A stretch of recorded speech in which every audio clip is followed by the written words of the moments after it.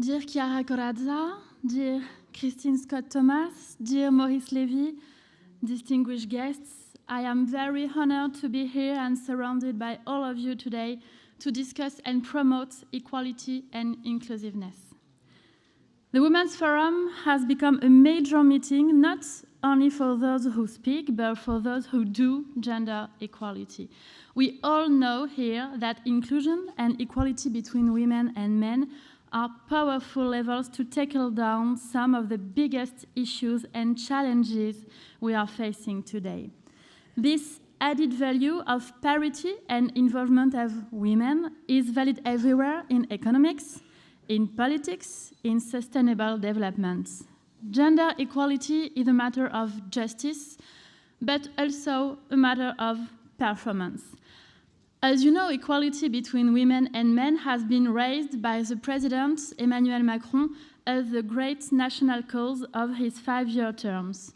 On the occasion of the United Nations General Assembly in New York last year, he called the head of states and governments for making it a great global cause.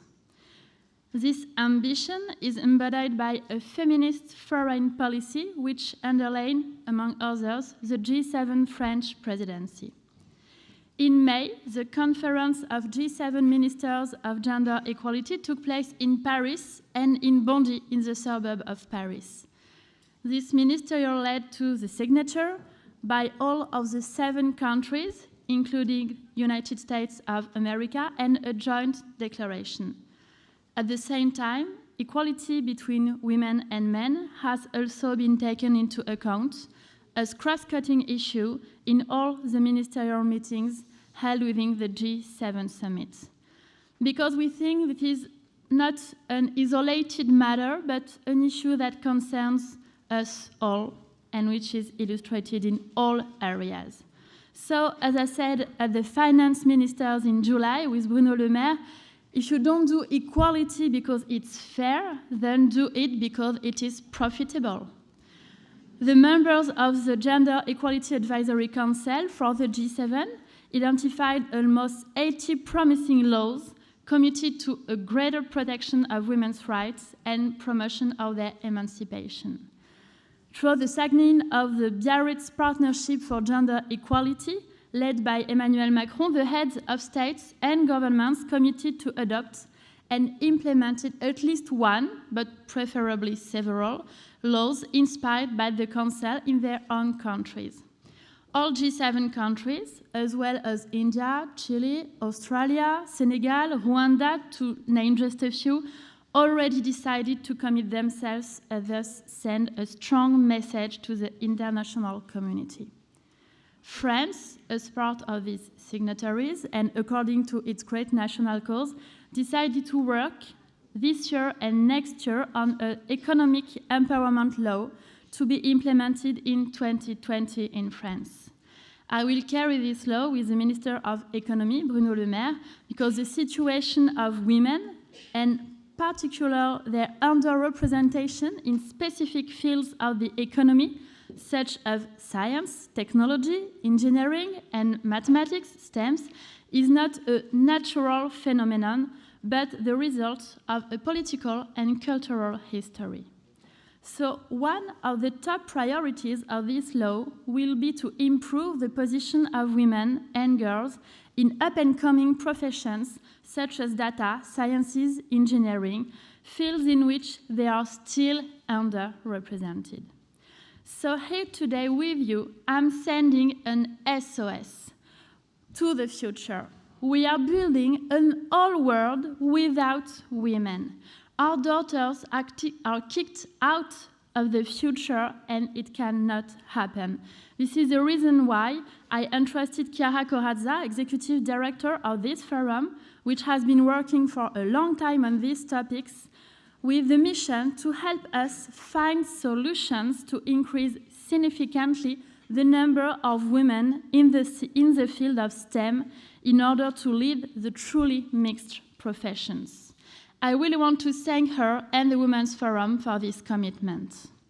I hope this morning there was here a great Hacker spirit, hackathon just for young girls, and I think this is what we need to improve the change. The Women's Forum for Economy and Society has for years now promoted a greater gender balance through the society. This forum is an amazing tool for reflection, meetings, networking, and thus emancipation for women. We cannot wait till 2034 to see the equality between women and men at work happen. But the World Economic Forum done the math, and they say we have to wait 2034 to achieve gender equality. We cannot wait.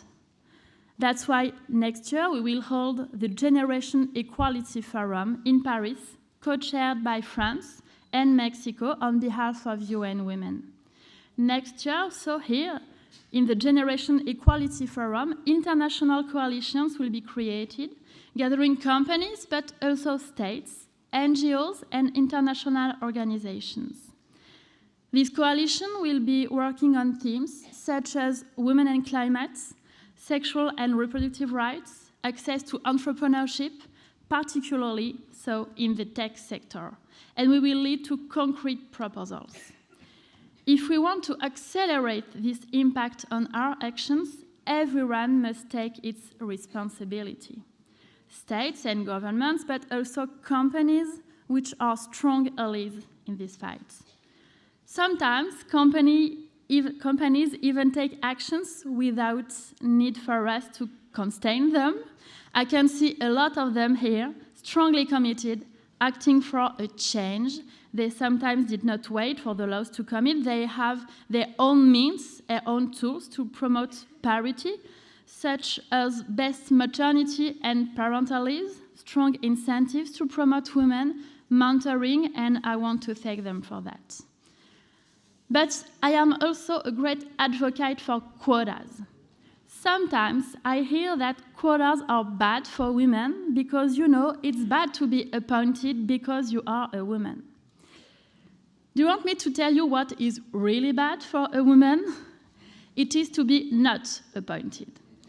For centuries, men have been promoted because they were men and not women. It won't be a huge drama if for some years we do the same with women. Thank you. So we are talking about impact. Quotas have proved their impact, their true impacts. When you have to appoint women, trust me, you will find women. And if you don't, there is plenty of them here.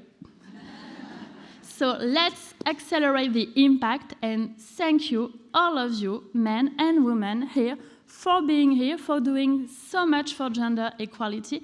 You can count on me. I'll be by your side to make gender equality a great global cause and a strong reality, not only in the future, but together now. Thank you very much.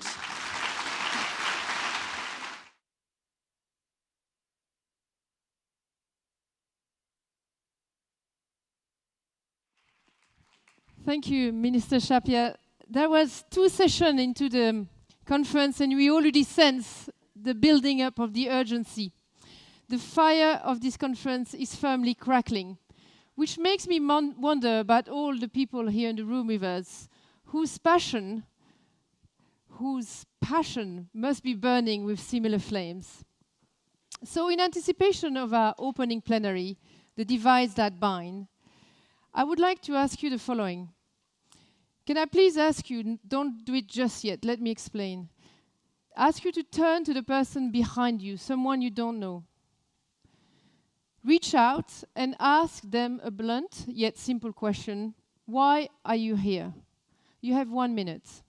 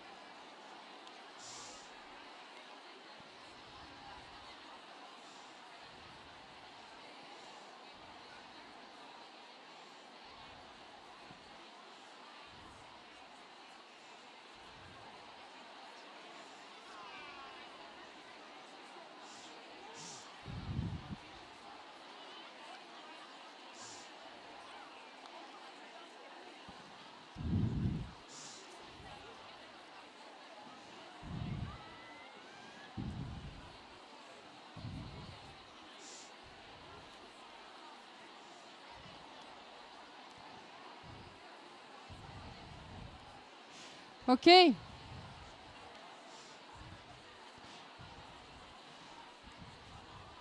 Okay. Order.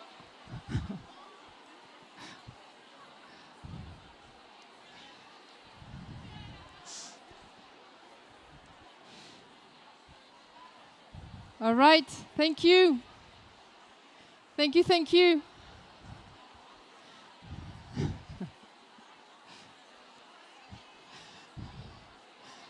Hello, hello. May I have your attention, please?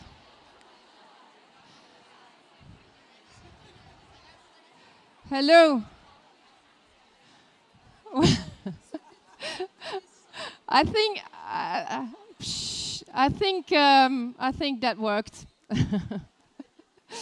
Thank you very much for going along with that. And the reason I wanted to do that is because this is really what we hope will happen again and again and again in the next 3 days. You might have noticed on your badge, you have 3 hashtags that we've asked you to select when you register. And the idea is behind those hashtags is we want people to meet around areas of common interest, to break the boundaries of the usual people you might be talking to, be it in your company, in your country, and to really connect on areas of common interest. So do look out for those areas of interest, connect, light your own personal fires. We're giving you hashtags so that you can spread the fire online, on social media, because we really need these conversations we're having today to spark everywhere and eventually transform into a global wildfire. But as Minister Schiappa said, we don't have much time for that. So now to the opening plenary. Devise that bind. I'm going to leave the stage to Reverend Leah Daughtry. Leah is a political strategist, an activist herself, an author, a faith leader, a member of the Women's Forum editorial board, and a deeply admirable woman. So please join me in welcoming Leah and her speakers for the opening plenary.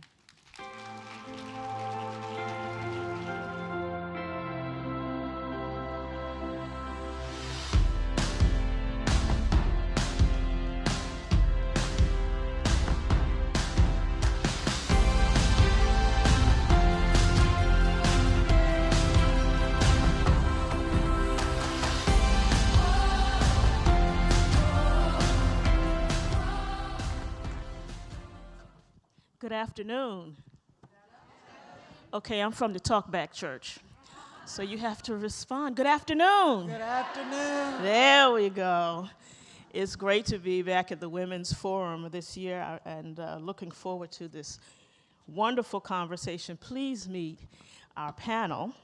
Valerie Jarrett, Senior Distinguished Fellow at the University of Chicago Law School and Senior Advisor during the administration of President Barack Obama.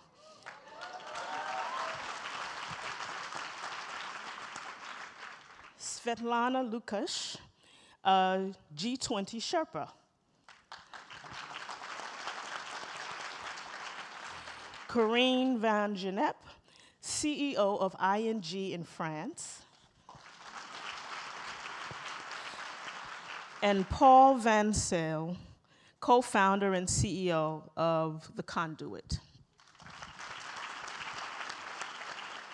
We are so thrilled to have such a distinguished panel and such broad depth of interest and expertise. When we think about the issues that lay ahead for us as a society, STEM, AI, climate change are just a few of those things, critical issues that will face our countries, our companies, and our communities with as much potential to unite as to divide. Over the next couple of days of the Women's Forum, you're going to be tackling these issues in depth, in smaller groups, and in plenaries just like this. But today, just now, for this panel, we want to give you some frames with which to think about these issues as you go into your future sessions. So our key questions for today. Economic, social, and cultural forces have the power to unite us and the power to divide us. What are some of our key considerations? What are some of the key things we should be thinking about that we must observe in order to create momentum toward unity and inclusion? We want to give you some tools to frame your later conversation. So Paul, I want to start with you. You have a wonderfully interesting theory around 4 particular trends, the 4 trends that I'd like you to share with everyone. Thank you very much. So I came of age in the anti-apartheid movement, and I served as the executive secretary of South Africa's Truth Commission. And during the darkest days of apartheid and having overcome it and seen Nelson Mandela come to power, I didn't dream that 25 years later I would be as concerned today as I was then by what I think is a very difficult and challenging set of forces. So if you look at sort of, I call them the 4 horsemen of the apocalypse coming over the horizon, climate is clearly the first. That sounds really dire. I know, it gets more cheerful later. But climate is clearly the first, a truly existential challenge. We have to stick at 1.5 degrees. We have to be net carbon zero, ideally well before 2050, between 2030 and 2040 at some point if we can achieve it.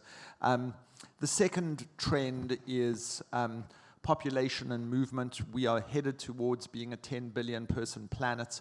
If we are a 10 billion person planet, every structure that is on the earth today will have to be built again, and we'll have to produce 70% more food.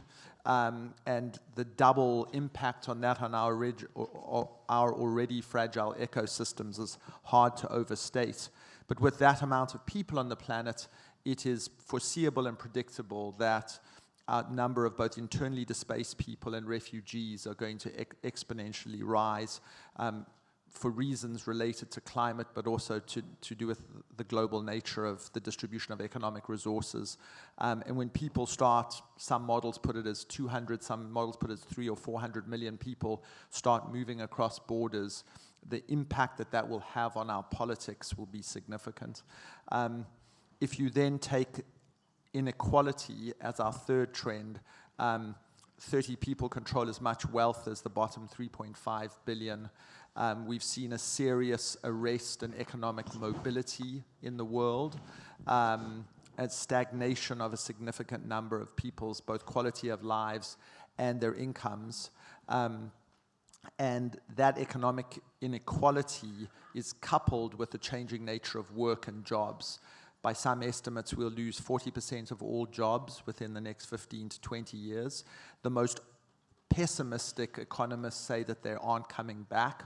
And the more optimistic economists say that they will be replaced, but with different people in different geographies with different skill sets. So you'll have this significant structural dislocation. And then the fourth trend is polarization. Our societies are more polarized, I would argue, than they have been for a long time, and this is at least in part due to the other trends, but also because of the way that we produce, distribute, and redistribute information and news. So Democrats tweet Democrats, Republicans tweet Republicans, Facebook followers, 93% of conservatives have conservatives who follow them on Facebook, slightly lower percentages of liberals. News algorithms serve up news to us that corresponds with what our pre-existing preferences and inclinations are. So we live in information bubbles. And if you take those 4 horsemen, they ride in a pack and they accelerate each other. And what that's led to is, if you survey the world, increasingly citizens look at the array of political choices that they have, and they go, it's not that I can't find my political preference amongst these choices. I'm deeply disaffected by the systems themselves. If the systems can permit these apocalyptic trends to exist, then there's something rotten at the heart of these systems. And that in turn has produced the toxic populist politics that we see today. Because populists say, I'm going to tear the system down, I'm going to break it down. And like a termite in the house, they capture the democratic systems, and then they eat them from the inside. And when they eat them from the inside, they remove the rule of law, they attack the media, they destroy the institutions that we rely on for civility and good governance, and equality and human rights. And so it is essential, and with this I will end, for us to develop a counter-narrative, a narrative that says that your misfortunes are not due to brown people who are poor moving across borders. Your misfortunes are about something different. And the three things I would suggest we have to do is we have to stage an economic renaissance which moves us to a net carbon zero economy that places economic mobility and fairness at the heart of it. I'm going to stop you because we're going to hold that for the solutions. Sure, sorry. Sorry. We're going to keep talking about problems because, you know, that's what we like to do. And, and the four horsemen give us plenty to think about. I feel I need a prayer meeting, the four horses of the apocalypse. Corinne, let me go to you. In face of the doom and gloom that Paul, or the trends, that's a nicer way to say it, the trends that Paul has identified, I think, which we can all resonate with, I want to go to you to ask you as a business person, how do you respond to that? What should business be doing? What are the challenges that you see on the horizon as these big issues loom over us? Yes, thank you for this outlook on life that is getting us all a bit depressed. And I might add the fifth one, which is actually geopolitical instability. Well, we need leadership, both from business and from politics, more and more, because all those big challenges, like climate change, like people on the move, you can only solve together. Together between government and business, together between different countries. So that lack of geopolitical stability and that lack of leadership, I think, is one of the driving factors as well. But as a business, if I see this and live this crisis of trust, this crisis of inclusion, because it's not just trust that people have lost, it's also that they feel that they're not being heard, that their interests are not taken into account, that they don't see their social contract, whether it's with the government or with the businesses, and that there is a big winner-takes-all superstar effect where the most wealthy people, the largest companies, walk away with all the prizes. So as a company, so two answers, as a company, as a person. As a company, first of all, we need to recognize those challenges. Let's not diminish them. Let's not say globalization only brings goods. Let's not say technology is better in your life. It is. It is a major contributing factor to economic growth, but it has side effects that can be negative. So let's recognize that we struggle with those challenges. The second one is I strongly believe business has a responsibility, not just vis-à-vis all our stakeholders, our teams, our clients, our shareholders, of course, but vis-à-vis society at large. And if we as businesses don't recognize that responsibility and say, yes, I'm willing to combat climate change, yeah, I'm willing to drive real inclusion, not just diversity, real inclusion, I'm willing to drive a more transparent business, then basically your role in society, your role as a business is not viable. You need to be able to say, yes, I take my responsibility. At the same time, it's also time as society that we recognize that businesses are part of the solution. Businesses can drive change. When I went to COP21, now already 4 years ago, that was the first time where I saw actually business leaders standing up and saying, this is what I commit to, and political leaders following. Businesses have an enormous power to make change happen. So let's recognize that, but also let's use it. So what I need to do as a business, I need to create new jobs. I need to pay my taxes. I need to invest in the future. But I also have to make sure that I prepare my own people for the future. And when I talk about inclusion, it's also creating a community. And a company can be a community. A soccer club can be a village. But that means that I have to care for my people. I cannot promise anybody a job anymore for 30 years in my company, and definitely not the same job. But I can train people. I can retrain them for the jobs of the future. Maybe outside of my own company, maybe inside my company. And I should be okay with my talents leaving to an opportunity somewhere outside. But the most challenging is to really change the mindset of people. And change is the new normal. And it goes so fast, and there are so many changes at the same time, that it can be pretty overwhelming. Also for me. Not just for my co-workers, but also for me. And how do I adapt my mindset? How do I adapt the mindset of my teams to be ready for that change? To be agile and to accept maybe that you have to take a step back and then go further again in climate change.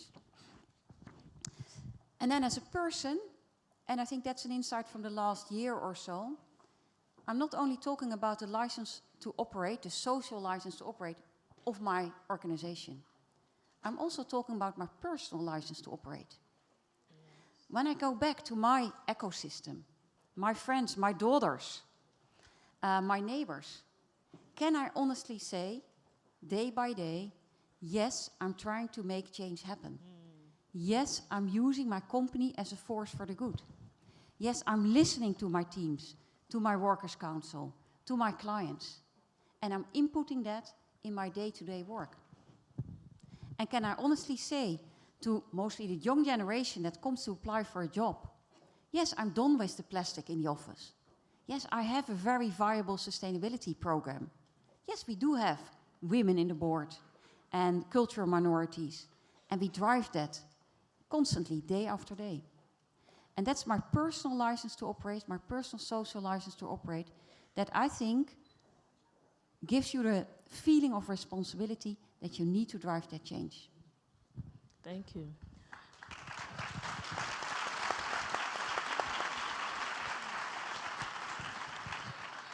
So Valerie, I want to go to you next because we often talk about inclusion, addressing trends, as Corinne has so adeptly laid out, as things we ought to do. But we all agree they should be done, but they just don't seem to happen. So I'd like you to peel the onion back for us. What are some of the structural and cultural impediments that keep us from making these changes? Well, thank you for that, and good afternoon, everyone. I am so thrilled to be with you for a variety of reasons. Number one, you probably won't find it hard to believe, it's nice to be outside of the United States for a second. Just saying. In one of my favorite cities on earth. With all of you. And these are the kinds of questions that I've been grappling with a lot. And I will say, Paul, I was feeling very upbeat when I walked in the door, and then you just reminded me of all of the reasons why I should be concerned, why we all should be concerned. So the answer to your question, I think, is this. Let's focus on gender equity for a moment. I have been a long-time proponent that we should be creating an even playing field and that we should try to achieve gender equity. And I think traditionally, we've looked at it through the lens of a nice to do for women. And the good news is, I think there's been a paradigm shift. And there is now mounting evidence that shows that diversity is actually a strength. And in order to achieve diversity, you have to have both structural and cultural principles in place that support attracting and retaining that diversity.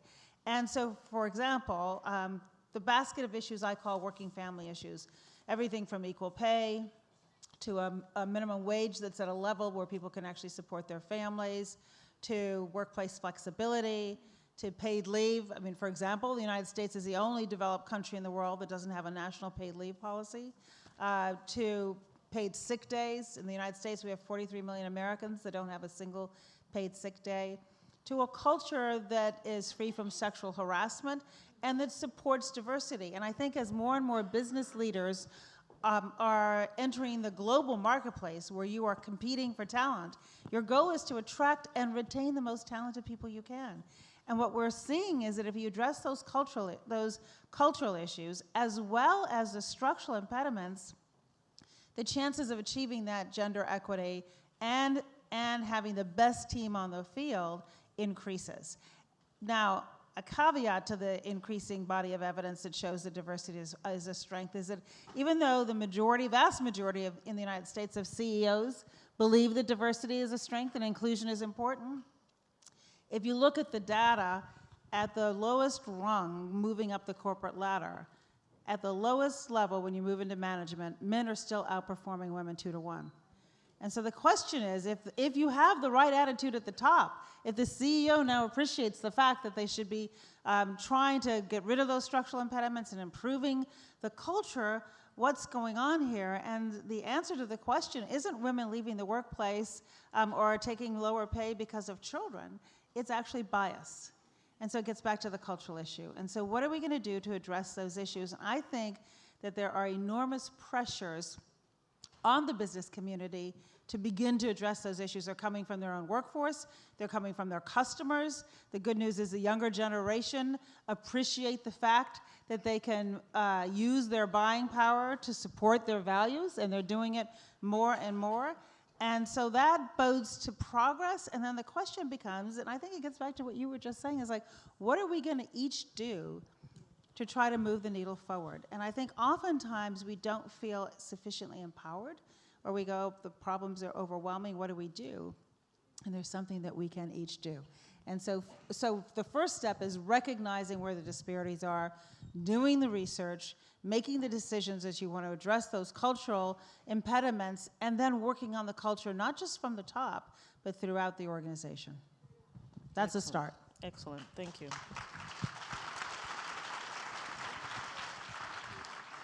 So Svetlana, I want to come to you and for the perspective from the governmental viewpoint, because in many of our countries, the government also has a role to play. And I neglected to use your full title, Envoy of the President of Russia to the group at G20. What have you seen, what can you tell us from the perspective of this variety of nations that you serve about what government can do with the problems that you see? What does the government see as impediments and as challenges to addressing these issues? Thank you very much, and I'm really honored to be in this panel and address this wonderful audience. But first of all, I would like to build on Valerie's point that really what is our strength is our diversity. Yes, we're not the same as men, but we should be equal as the opposite poles. And actually, that's one point what the group of 20 is trying to do over the past 5 years. I'm representing the government and the wisdom maybe of the group of 20 over past years here. And we've come right along path. We've set a goal on the goal of achieving the equal participation of men and women in the labor markets. And here, maybe call me old-fashioned, but I need to remind all of us of the masterpiece of Simone de Beauvoir. So labor and work is what guarantees women a real freedom. And actually, yes, it is true. And labor inclusion is the answer, first of all, the answer to any kind of problems with gender equality. That's the viewpoint of the governments. The decrease in gender participation gap in labor markets has been witnessed in recent years, but the problem that is still there is the quality of jobs and the quality of women employment. So that's what governments should really focus their policies on.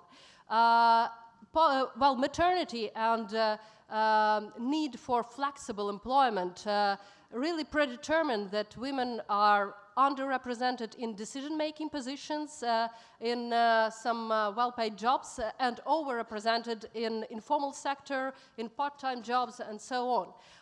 The answer is actually in right policies that have been also recommended by the group of 20. They can be combined in 3 groups. Well, first, to balance work, regular job, and lifetime. All kind of policy that invest in childcare, that promote a flexible work schedule with decent social protection.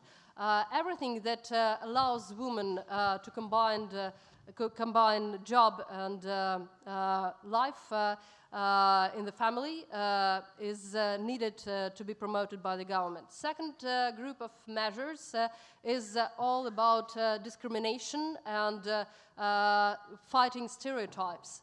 Indeed, we need to overcome the gender pay gap. We still have 30% gap between payments of men and women worldwide. And in Europe, even in developed countries, it reaches up to 50%. That is abnormal indeed. What we need to fight is stereotypes that prevent women taking decision-making positions.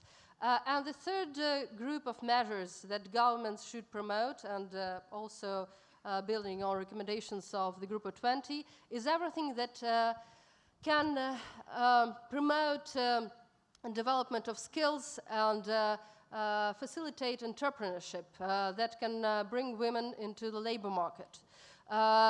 So if you would ask me just for one measure that would fit everything and would solve any problem, I would tell that it is education. We need education policies and education in every sphere of our life, starting from the school, from the families, that will prevent girls, that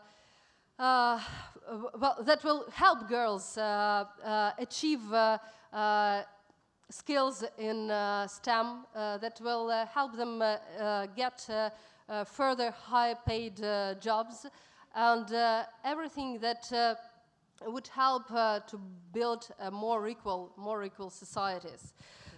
So stereotypes is above all. Thank you. Thank you.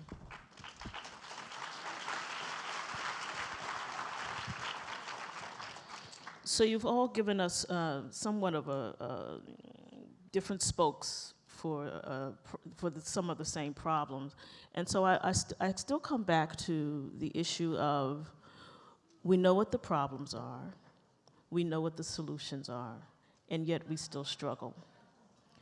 And I want to also overlay, particularly in light of some of the things that Svetlana said,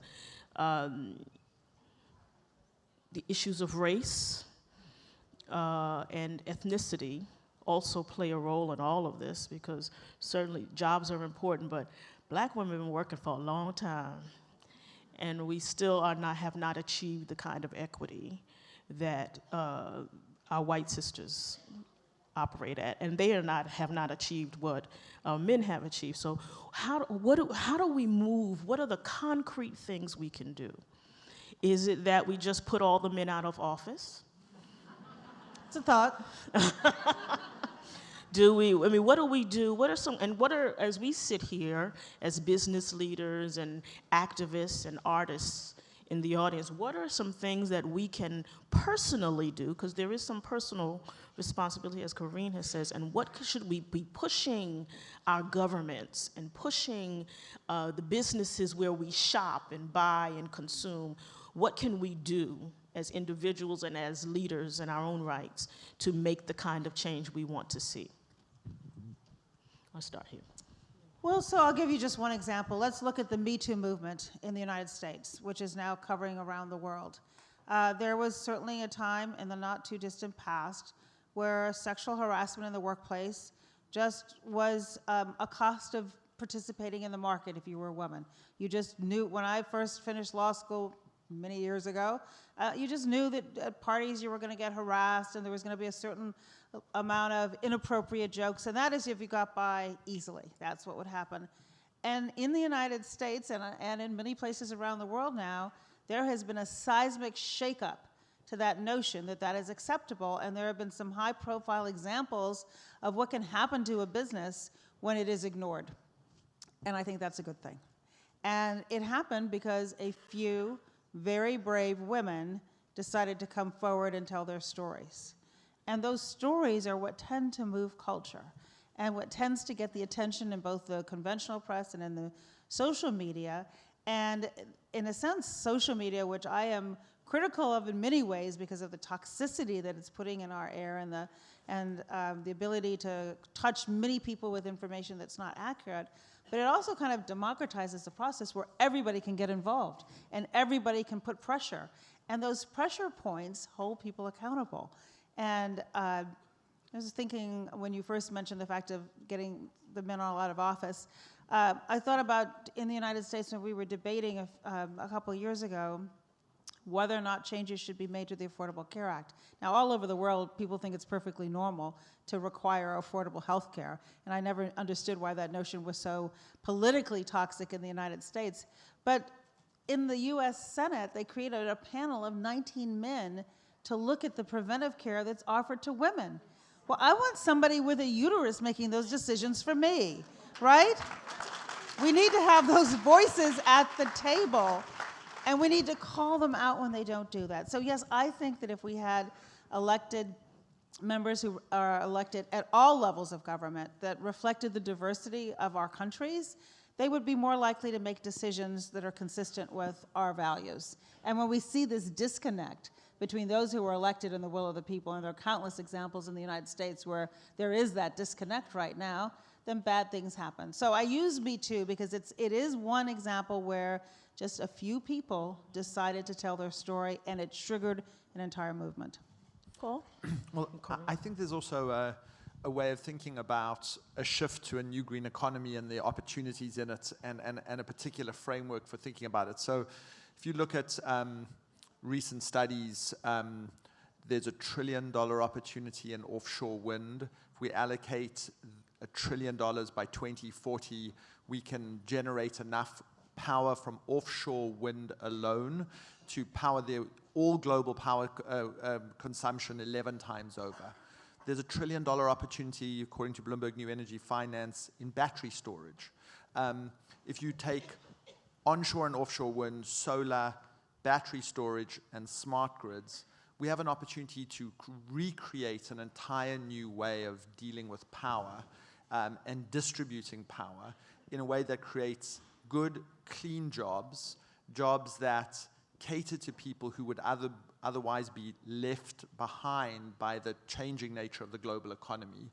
And if you do an overlay on thinking about those opportunities and then say, from a just transition point of view, and I love the sort of concept of thinking about a just transition, which is to say we need to move to a net zero economy, but as we do it, we need to look at who are foreseeably and predictably the winners and the losers. And we need to anticipate how to accelerate the fortunes of the winners, but take care of the people who are likely to be the losers. And coal miners are likely, if we get our job right, to be the losers. And it's not like coal miners had the best lives in the entire world. And so if you think about how you structure a transition to retrain and reskill that generation of people, firstly, they're less likely to politically oppose the kinds of steps you need to take in order for that transition to happen. B, you give them the dignity of work and you deploy human capital, interestingly. And from the perspective of this conference, you also deal with something which I think is a problem. White-collar, non-college educated men have over the last 30 years experienced declines in their standard of living and are more subjected to the kind of diseases of despair, of alcoholism, of suicide, of drug abuse, and a kind of toxic masculinity which sits on top of that. And it's not that we have to pander to that group at all, but we have to understand their life experience, and we have to move them along from being people who would otherwise be opponents of a just transition and allies of women to people who can come along. The new food economy, we have to move away from meat and we have to stop wasting food. And I had the great privilege Does that include bacon? You keep subverting me when I'm on a roll. So I had this great panel yesterday that 3 remarkable women entrepreneurs, one was working on a lab-based meat startup, another one was working on a new approach to using AI and television cameras in kitchens to do a study of food waste so that restaurants optimize their efficiency.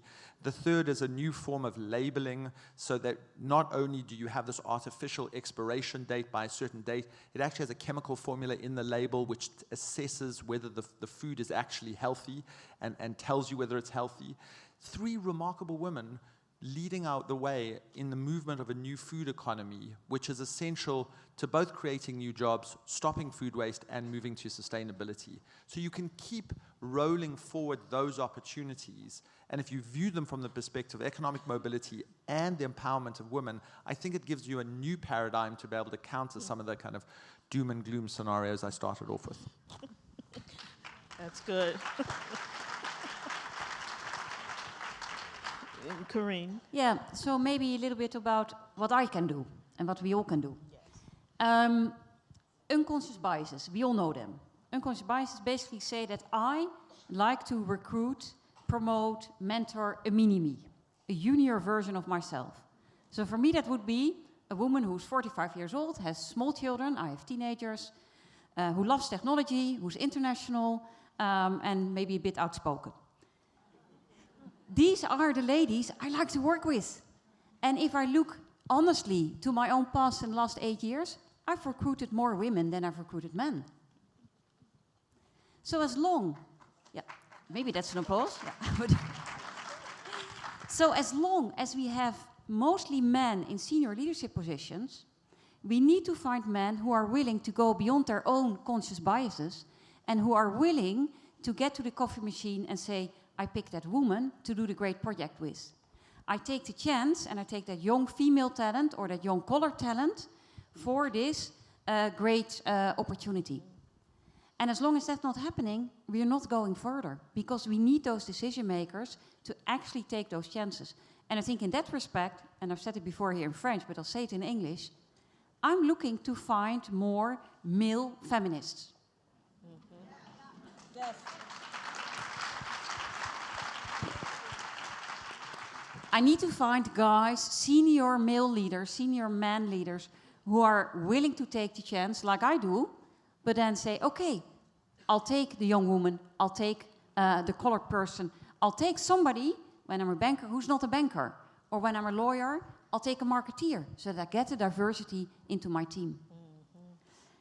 And then the other thing that we can do, we are all customers, we are all employees, and we are all investors. As a customer, I can decide not to buy the 2 avocados in 1 plastic in the supermarket. I can just refuse that. I can take the slow meal when I do my internet shopping. I can go to a different car maker and order an electric car instead of a dieseline. So I have choices, and are we willing to make them? Because it might be that the sustainable or the diverse choice, this company doesn't have a woman on the board, I'm not going to buy their products, is more expensive than the easy choice. As an employee, it's the same. When I do interviews with young people, do you really think if I cannot prove that I'm sustainable, that they will come work for me? Right. They make me prove that yes, I do loans with large companies and I give them a discount when they're more sustainable. Prove it to me. It's true, but I have to prove it. And one voice that's not in this panel, but that would be interesting, is the voice of investors. Large pension funds, asset managers, the big investors who are more and more outspoken on equal pay, on diversity, on climate change, on transparency, anti-corruption. So also there you see that investors are taking their social responsibility and acting upon it. Excellent.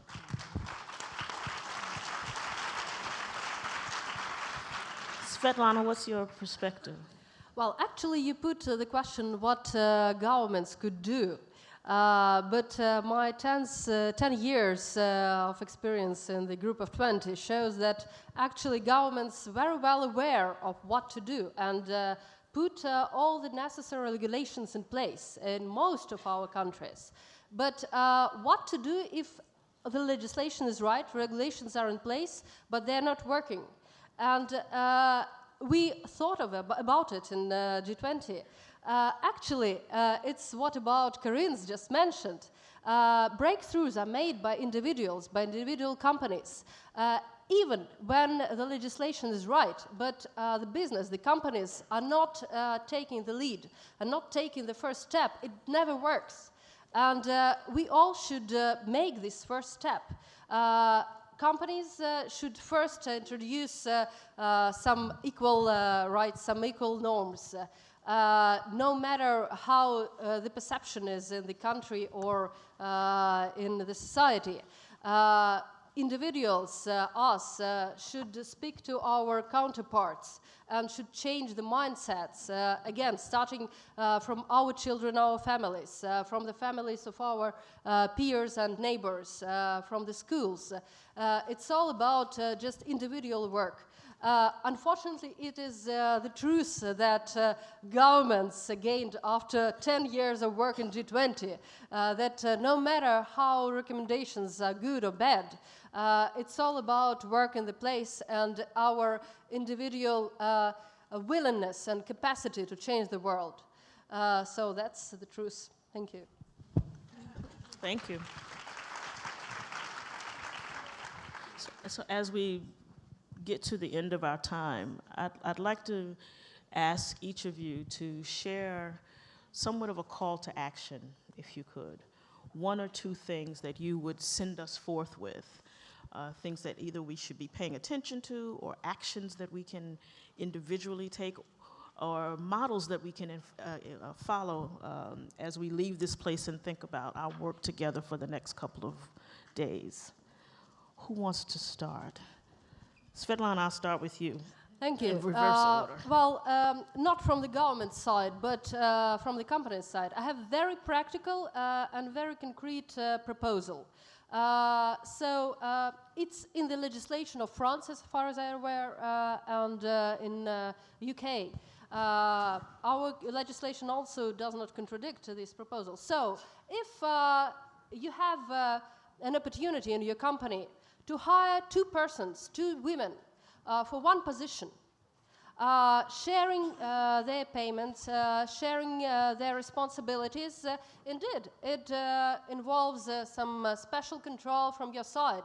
But it would allow women with children, women with people who she need to care about, to come for some part-time job, to spend just half of the week at work and spend more time with her family. It really helps.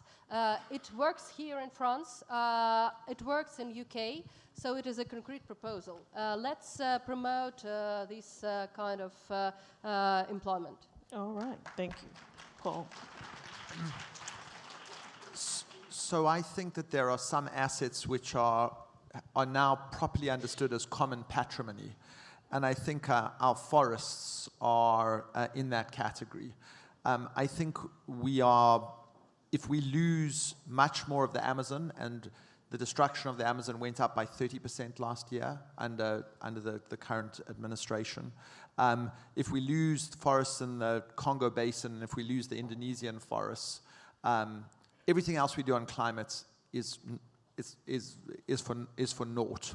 So we have to be much, much more assertive and aggressive in protecting this natural eco stock. Two, I think we need to begin to start thinking of the prohibition of the destruction of these ecologically vital assets, not just in sort of moral terms, but in criminal terms. I think that we need to start thinking about ecocide as something that should give rise to criminal liability, not just moral opprobrium. And thirdly, I think we need to start the most aggressive global reforestation project that we know.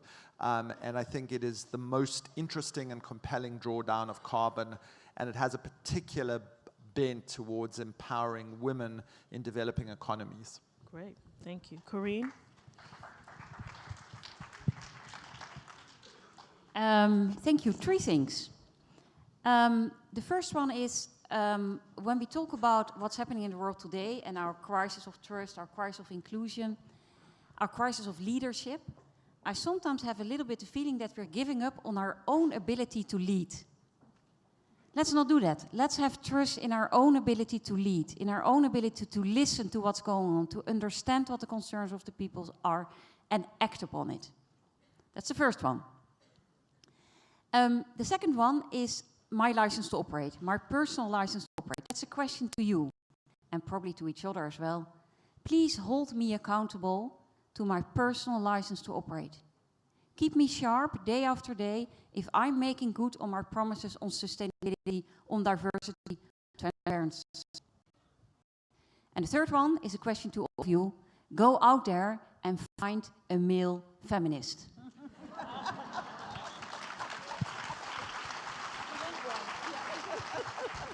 I said create one if you can't find one. So my advice is that we have to resist the global pressures that are polarizing us. And that's something we can each do. We can make up our mind that we are not going to retrench in our comfort zone with people who look, think, and sound just like us, but that we're going to get comfortable being uncomfortable. And that's harder to do now than when I grew up in a community where I knew everyone in the community and I shopped at my local store, and if I got in trouble 2 blocks down away from home, my parents heard about it before I got home because someone called them. There was this social contract with one another that I think the fabric of that is for a whole host of different reasons. All of the big challenges that we have today, whether it's climate or AI or economic inequality, discrimination,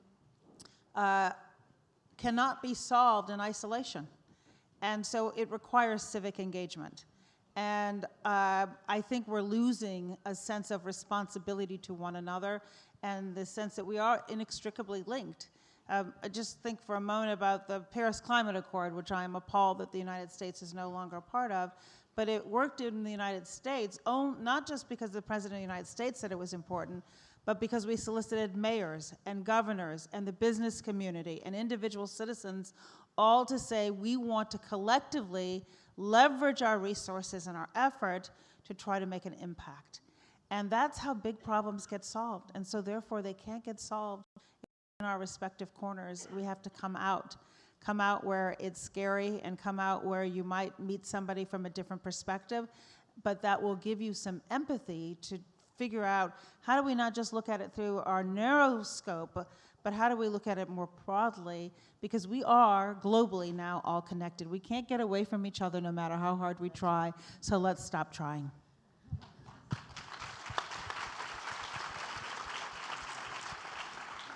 So if I would offer my own piece of advice or solution for how we move forward, it really builds upon what Valerie has said. The world is smaller, we are more interconnected, and change happens because we make it happen. And the most radical, the most revolutionary thing that you can do is to be in relationship with another person.